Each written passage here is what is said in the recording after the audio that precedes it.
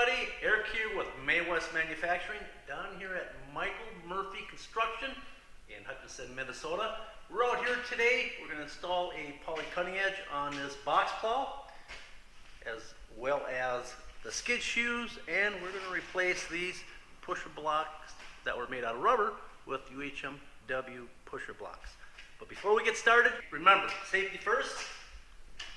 Make sure the cylinder lock is in place. Always wear hand protection, and don't forget to cover those eyes. First step in this process on this box plow, we are going to remove the old cutting edge. You can see there's a number of hardware that has to be removed, and we'll get that taken off, get the surface clean, get it free of debris, and we'll install the poly cutting edge.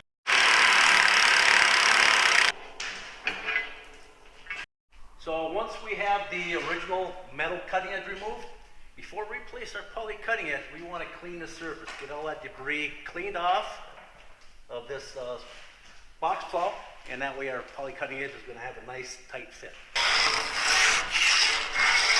The best thing about May Wes poly cutting edge, we can custom make to your needs. And our cutting edges are going to come in 4 inches wide, 6 inches wide, 8 inches wide, 3/4 thick, 1 inch thick, and 1.5 inches. And for measuring purposes, we do have the capabilities of putting holes in, as well as countersink them. We ask that you supply the measurements because each bucket, snowplow, box plow measurements are all over the board from brand to brand. Best way to measure: keep your tape. I like to go left side to the right. You can do it right side to the left. Okay. Measure each hole on center. So we got 3 inches, 15, 24, 36, 42, 48, 54, 60, 72, 81, and 83. So this blade here is actually going to be an 8-foot blade. Each bucket, each snowplow, box plow, whatever type of equipment you use to move snow is going to have a different hole pattern. Either we can drill the holes for you, or you can drill the holes yourself using a regular drill bit. Down here at Michael Murphy Construction, for this particular box plow, we are going with what we call a vertical cutting edge. So vertical cutting edge, we have the straight edge, more surface of the poly blade onto your plowed surface. Our horizontal poly cutting edges, what we like to put on buckets, will have a beveled front edge on that cutting blade. Our poly cutting edges, unless specified, are going to be drilled right on the center of the cutting edge. Therefore, when your leading edge wears down, it's just a matter of unbolting your cutting edge, flipping it around, and refastening it to the surface that you're using for pushing. A vertical cutting edge will have a straight or through hole, whereas the horizontal cutting edge is going to have a counter bore hole. I'm putting 1 bolt on each end just to hold it in place, and then I'll come back and put the remainder of the bolts in, put the nuts on, snug them up, and then come back and tighten them down with the impact. So we have our cutting edge up against the box plow, or the main part of it. We do have our hardware put through, nuts just snugged up. So now we're going to come back with the impact and Allen wrench, and we're going to tighten it down. So there you have it. Our May Wes vertical poly cutting edge is all tightened down, and we are now going to put this blade on this box. And a really unique thing about these box pushers or box scrapers, I've heard terms both ways, is you can separate the two. So this straight line blade acts just like a snowplow blade. It does have an angle. You can angle it both ways. Once you get your snow in a certain strip, certain rhythm, you can then attach it to this box right here, and combined with the two, it acts as a snow pusher. So you have that line of snow or windrow snow.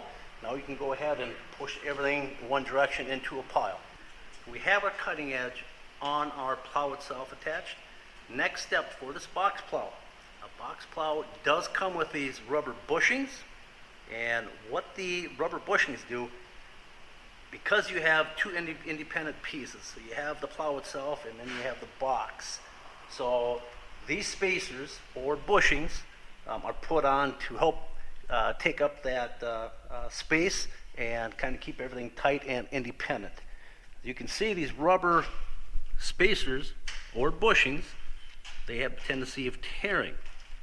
So we are going to replace the factory rubber ones with May Wes UHMW blocks, or what we like to call pucks.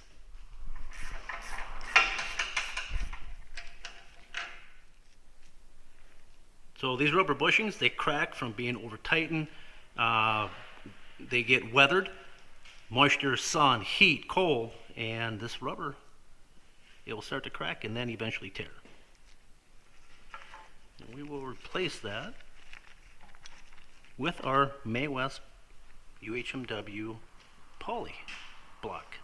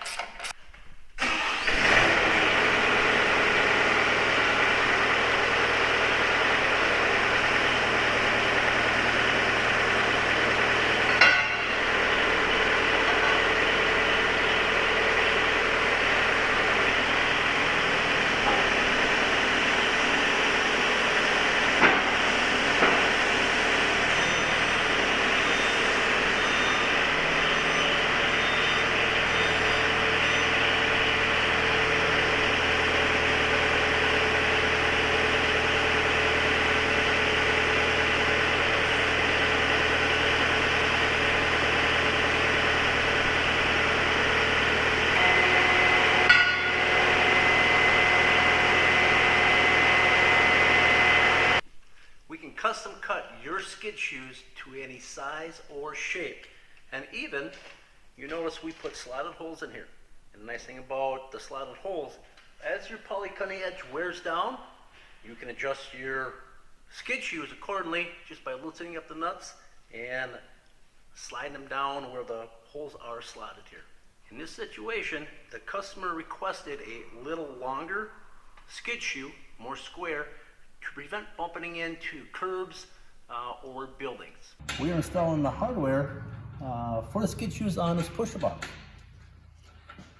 So right now I'm just going to snug this hardware, these nuts, to this bolt up, and after I snug it all up, we're going to set this on the ground and we can adjust these skid shoes to match the height of this poly cutting edge.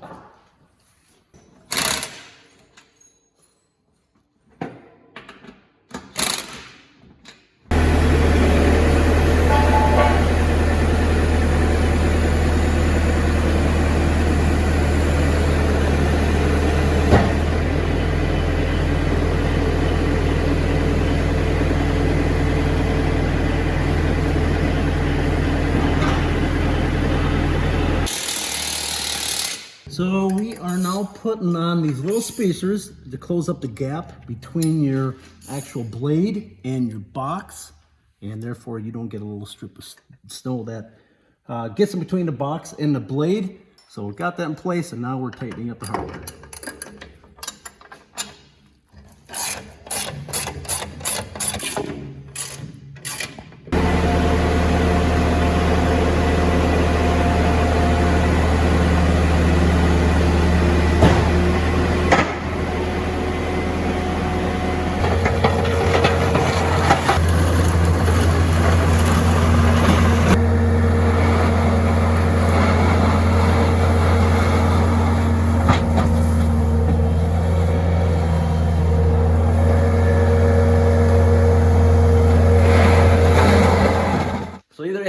This box plow is all set up for tonight's snow that we're supposed to get, up to maybe 4 inches. We got the nice vertical poly cutting edge on her. The skid shoes, we have our filter strips in between the box and the plow. And don't forget, we have our spacer blocks on the back side.